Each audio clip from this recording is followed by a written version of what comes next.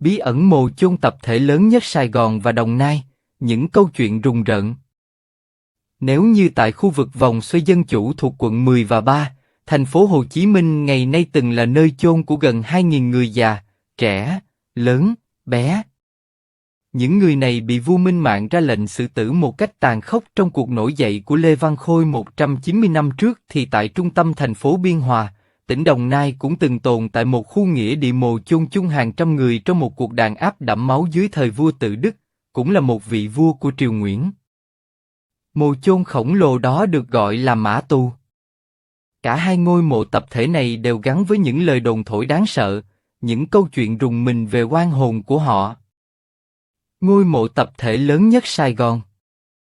Ngã 6 Công trường Dân Chủ, đường 3 tháng 2, Cách mạng tháng 8, ngày nay là khu vực sầm uất bậc nhất tại thành phố Hồ Chí Minh với nhà cao tầng mọc lên san sát, xe cộ tấp nập, cuộc sống nhộn nhịp cả ngày lẫn đêm. Nhưng ít người biết rằng trước đây khu vực này từng là nghĩa địa lớn nhất Sài Gòn với tên gọi Đồng Mồ Mã. Đây cũng là vị trí được cho là có ngôi mộ tập thể gần 2.000 người gồm già, trẻ, trai, gái bị xử tử vì tội phản nghịch trong cuộc nổi dậy của Lê Văn Khôi vào năm 1833 đến năm 1835 dưới thời vua Minh Mạng. Mã Ngụy hay Mã Biền Tru vốn nằm trong vùng đất khá rộng gọi là Đồng Tập Trận, nơi tập trận và diễu binh của nhà Nguyễn. Về sau người Pháp đặt tên là Đồng Mồ Mã ở Gia Định Thành ngày xưa. Nhiều câu chuyện ly kỳ, rùng rợn được người xưa đồn đại qua nhiều thế hệ cũng xuất phát từ Mã Ngụy. Cái tên Mã Ngụy bắt nguồn từ cuộc nổi dậy của Lê Văn Khôi, tên thật là Bế, Nguyễn Nghê còn được gọi là Hai Khôi, Nguyễn Hữu Khôi hay Bế Khôi, là con nuôi của Lê Văn Duyệt. Khi tổng trấn thành Gia Định Lê Văn Duyệt vừa mất, năm 1832, quan bố chính có tiếng tham lam gian ác là Bạch Xuân Nguyên xưng phụng mật chỉ truy xét và soi mói đời riêng của ông Duyệt vào năm 1833. Trước khi đi, Bạch Xuân Nguyên đã được vua Minh Mạng bí mật dặn dò về việc dựng nên một bản án chống lại Lê Văn Duyệt. Ngay khi tới nơi, Bạch Xuân Nguyên là một báo cáo dày nhiều tập trong đó lên danh sách, tìm bằng chứng, rồi buộc Lê Văn Duyệt nhiều tội trong đó có các tội tham nhũng, lạm dụng quyền lực. Đơn cử như việc Lê Văn Duyệt mở rộng thành Bát Quái, đóng thêm tàu được xem là một bằng chứng xác đáng về tội ác chống triều đình của Lê Văn Duyệt, nhưng vì ông đã chết nên cho người đánh mộ 100 roi. Đồng thời nhiều thuộc hạ của Lê Văn Duyệt cũng bị bắt, và 16 người nhà của Lê Văn Duyệt bị sát hại. Con nuôi của ông là Lê Văn Khôi cũng bị liên lụy, tống vào ngục. Ông Khôi sau đó đã vượt ngục thành công, tập hợp lực lượng trả thù và giấy binh khởi nghĩa. Ngày 18 tháng 5 năm 1833, ông cùng thuộc hạ vào dinh Quan Bố, sát hại cả nhà Bạch Xuân Nguyên. Gặp quan tổng đốc là Nguyễn Văn Quế đem người đến cứu, nhóm này cũng đoạt mạng nốt. Sẵn đà, Lê Văn Khôi và đám quân của mình thừa thắng xông lên, chiếm luôn thành Phiên An tức thành Bát Quái, tự xưng là đại nguyên soái rồi phong quan tước cho các thuộc hạ như một triều đình riêng. Khôi cũng đánh chiếm các tỉnh lân cận. Bị bất ngờ, nên các tỉnh khác nhanh chóng thua trận. Chỉ trong một tháng ngắn ngủi, quân của Khôi đã chiếm được cả 6 tỉnh Nam Kỳ lúc đó. Một sự nổi dậy bất ngờ khiến triều đình Huế vô cùng lo lắng cho sự an nguy của vương triều. Trước âm mưu làm phản của Lê Văn Khôi và đám người dưới trướng, triều đình Huế cho hàng chục nghìn quân thủy, bộ vào Nam, bao vây chặt thành Phiên An do tả quân Lê Văn Duyệt xây xong năm 1830. Thành xây bằng đá ông, cao và rộng, hào sâu, ở trong thành lại có đủ cả lương thực khí giới nên quan quân đánh thành lần nào cũng bị tổn thất nhiều quân sĩ, mà vẫn không thể lấy được. Tháng Chạp năm 1834, Lê Văn Khôi bất ngờ qua đời vì bệnh phù thủng khi mới 37 tuổi. Lúc này con trai là Lê Văn Câu mới lên 8 tuổi lên thay cha cùng với các tướng khác đã quyết tâm cầm cự trước sự tấn công mạnh mẽ của quân triều đình. Với tham vọng đánh nhanh, thắng nhanh, quân triều đình hạ quyết tâm phải chiếm bằng được thành trong thời gian ngắn. Dù vậy phải mất tận 2 năm dòng sau đó, khi quân của Khôi suy yếu, một số tướng đã quy hàng thì quân triều đình mới hạ được thành Phiên An.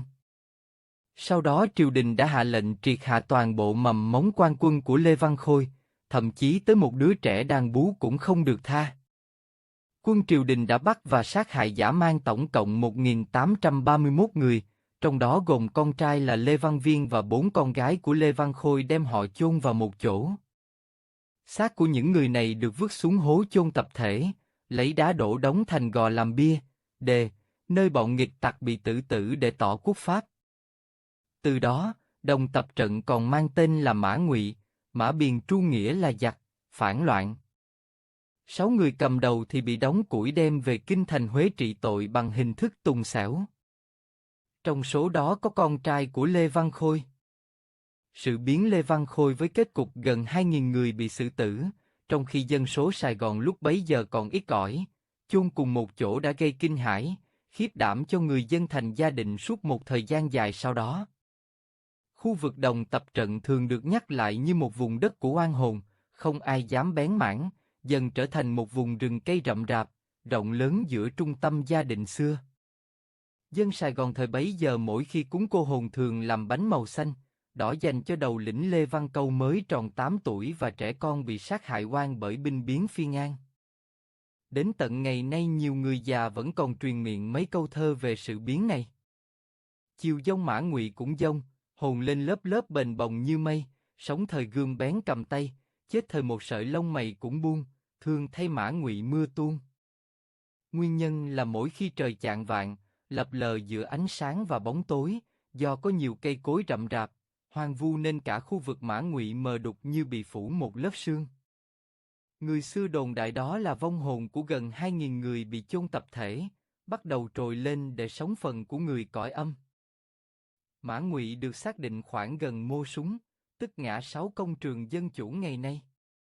Cũng có ý kiến khác cho biết Mã Ngụy ở gần trường đua ngựa cũ, thuộc làng Chí Hòa, tại góc đường Thuận Kiều, nay là Cách mạng tháng 8 và General nay là đường Điện Biên Phủ.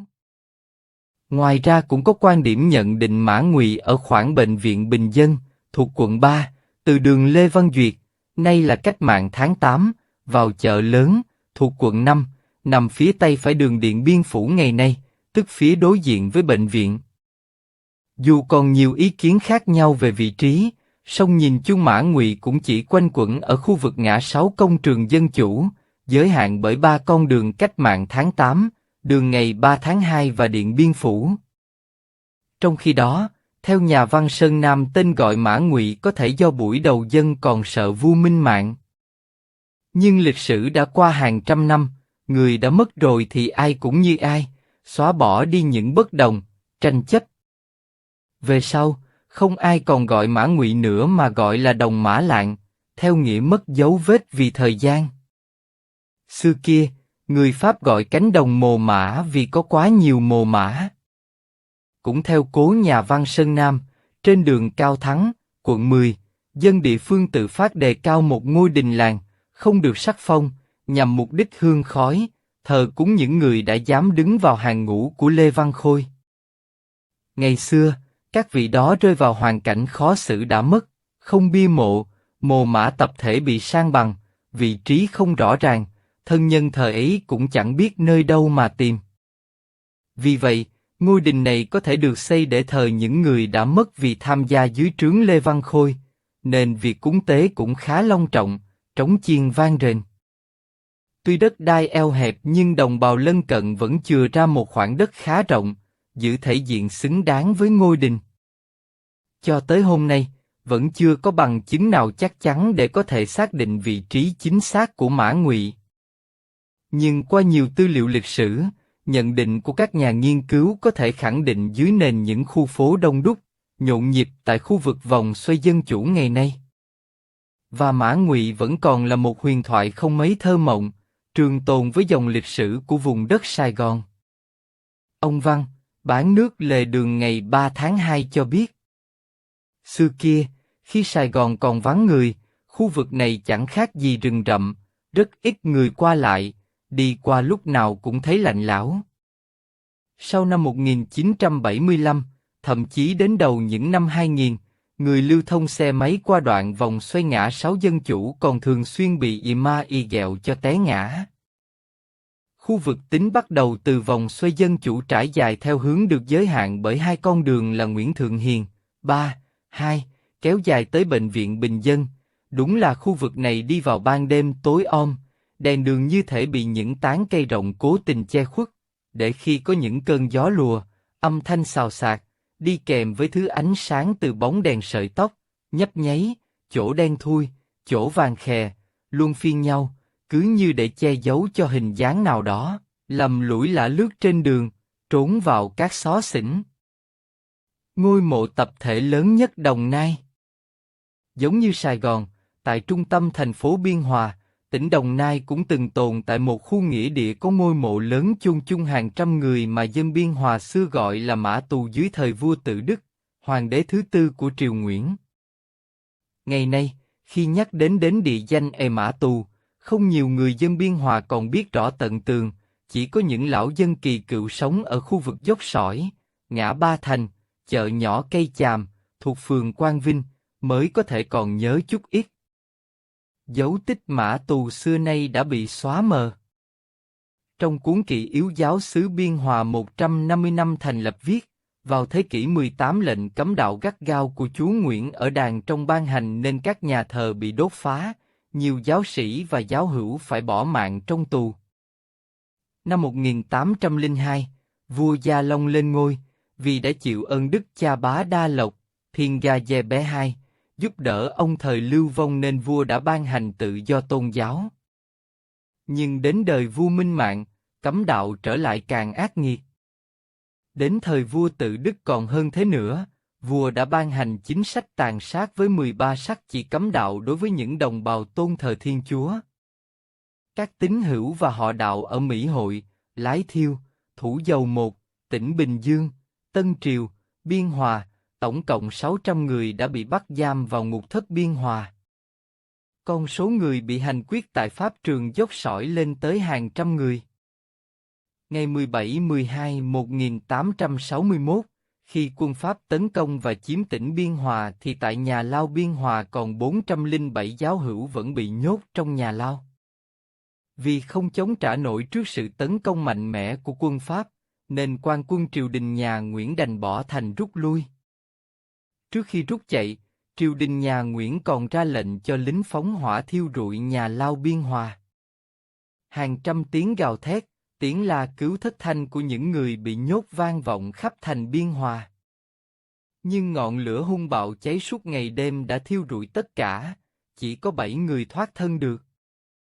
400 người chịu tử đạo. Sau khi quân Pháp chiếm được thành Biên Hòa và Bình Định, thì giáo dân Biên Hòa di tản tứ phương do chiến tranh, đã trở về. Dân chúng mới moi tìm trong mớ tro tàn thi hài của những người giáo dân vô tội bị thiêu cháy đen, co quắp, không nhận được dạng, nên đem chôn chung một nấm mồ, tại vị trí chính nơi họ bị thiêu trước kia.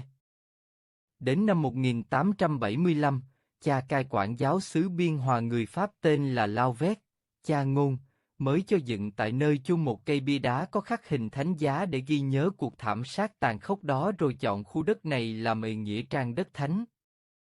Địa danh Mã Tù có từ đây.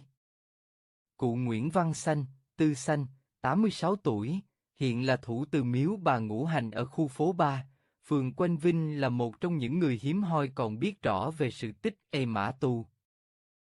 Cụ kể, xung quanh khu vực Mã Tù ngày ấy cây cối rậm rạp, ít nhà dân sinh sống, mãi đến năm 1954, dân tứ xứ đổ về Biên Hòa hình thành nên cái xóm Mã Tù. Dân chúng xóm Mã Tù cứ đồn thổi những câu chuyện tâm linh khó giải thích, như cứ trời chạng vạng tối người dân nghe rõ chén, bát trong bếp nhà mình khua loảng xoảng, nồi niêu treo lắc lư.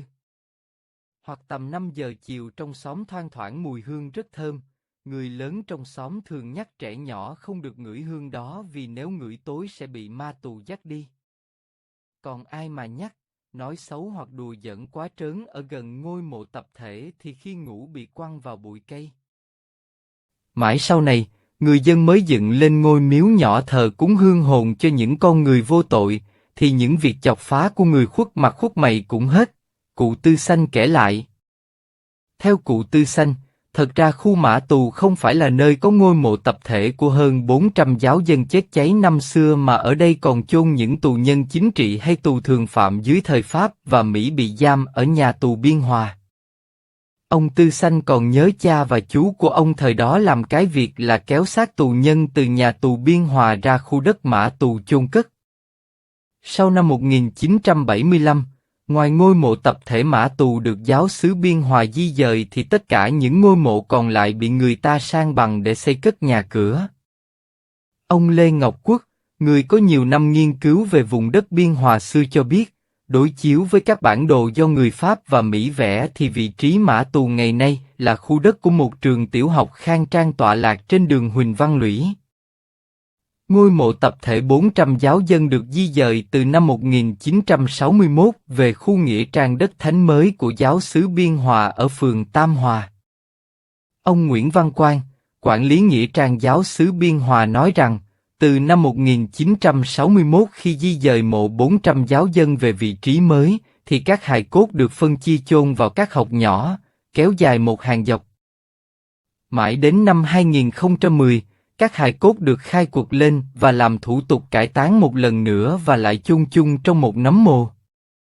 Điều này thật bí ẩn, không ai giải thích được lý do.